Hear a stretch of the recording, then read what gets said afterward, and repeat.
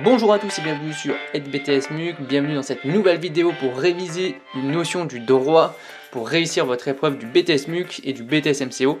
N'oubliez pas de vous abonner à la chaîne YouTube et pour ceux qui veulent aller plus loin, on a créé 120 fiches de révision pour réviser efficacement et en quelques minutes seulement. Allez, c'est parti, on commence tout de suite pour la vidéo. Quelles sont les conditions pour qu'un contrat soit valide, que ce soit un contrat de travail, que ce soit un contrat entre professionnels, un contrat de service, un contrat de biens, etc. Il faut qu'il y ait certaines conditions respectées. Déjà, il faut qu'il y ait un accord bilatéral. Donc, je l'ai souvent dit dans mes précédentes vidéos, accord bilatéral, ça veut dire un accord vraiment entre les deux parties. Il ne peut pas y avoir une partie qui l'impose à l'autre, il faut vraiment qu'il y ait un accord entre les deux. Il faut qu'il y ait un certain consentement des deux parties. Donc consentement, ça veut dire que ce consentement, il faut qu'il soit absent de tout vice. Donc c'est-à-dire qu'on ne peut pas mettre en place du chantage, de l'abus de position de dominance, ou encore pire, de la violence, un interrogatoire pour pouvoir réussir à avoir ce consentement. C'est complètement immoral et ça ne serait pas valable, en tout cas pour la condition du contrat. Il faut qu'il y ait que les deux parties soient capables, ils aient une capacité juridique. Donc là, par exemple, je m'entends par ça que les mineurs ne peuvent pas contracter au niveau du contrat. Les personnes qui sont condamnées n'ont plus le droit de contracter un contrat puisqu'ils ont déjà fait l'occasion de fraude, etc. Et les personnes sous tutelle ou curatelle ne peuvent pas aussi contracter, tout simplement pour éviter qu'ils se fassent avoir par l'ensemble de la population, puisque ce sont des personnes vulnérables, ils ne vont pas pouvoir contracter de manière normale. Également, il y a le respect des obligations qui doivent être respectées lors de la validité du contrat. Donc par exemple, pour un contrat de bien, donc il y a le transfert de propriété d'un bien. Donc c'est-à-dire que le contrat va permettre de régir le transfert de propriété d'un bien d'une personne à l'autre.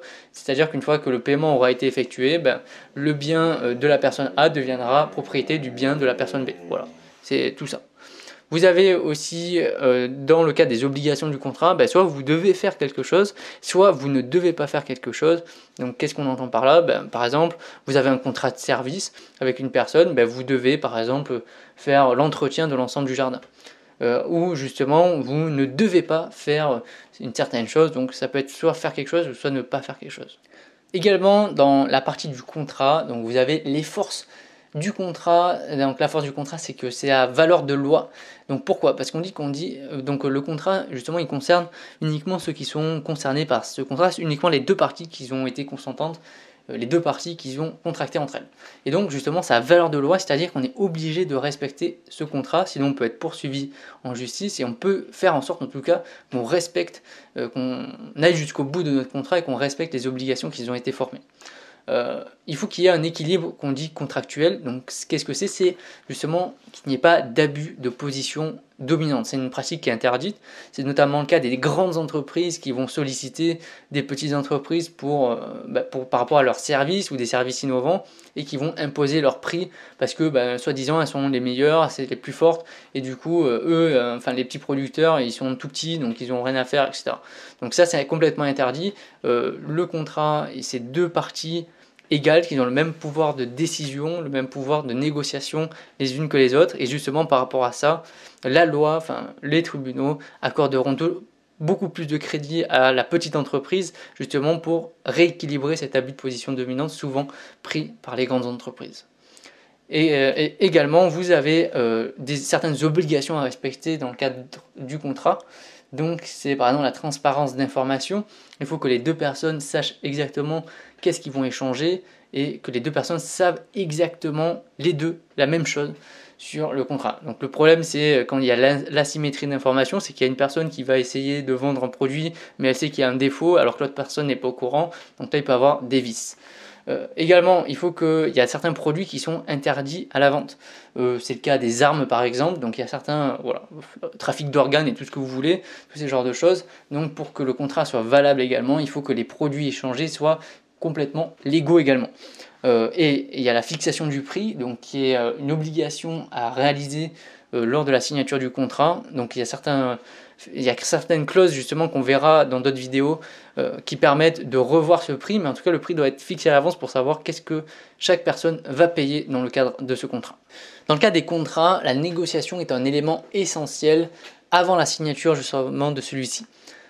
Donc qu'est-ce qui peut faire objet de la négociation? Donc évidemment le prix, c'est ce qui fait le plus l'objet des négociations, c'est trop cher, pas assez cher, etc. Les conditions de paiement, donc est-ce qu'on va payer comptant, donc tout de suite, est-ce qu'on va payer dans 30 jours, dans 60 jours? Il y a les conditions de livraison, donc comment est-ce qu'on va le livrer? Quels sont les délais de livraison? Une semaine, 2 semaines, 2 jours ou autre? Et évidemment, ce qui peut changer et ce qui peut faire l'objet de négociation, c'est l'objet du contrat, du service. Jusqu'où est-ce que ce service va pouvoir aller, où est-ce qu'on va devoir s'arrêter, etc. Donc ça, c'est les principales choses qu'on peut négocier lors d'un contrat ou juste avant.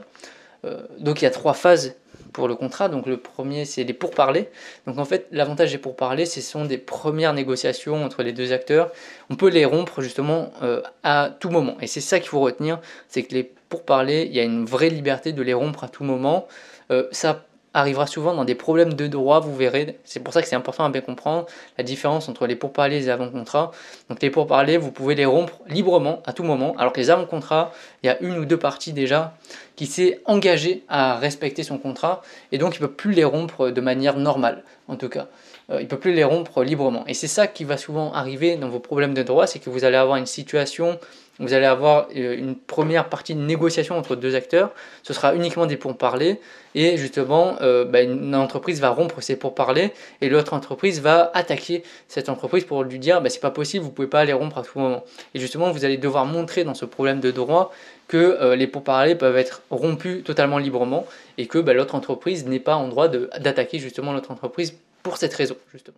Merci à tous d'avoir regardé cette vidéo. N'oubliez pas de vous abonner évidemment à la chaîne et de venir sur notre site pour avoir les 120 fiches de révision. Allez, à bientôt!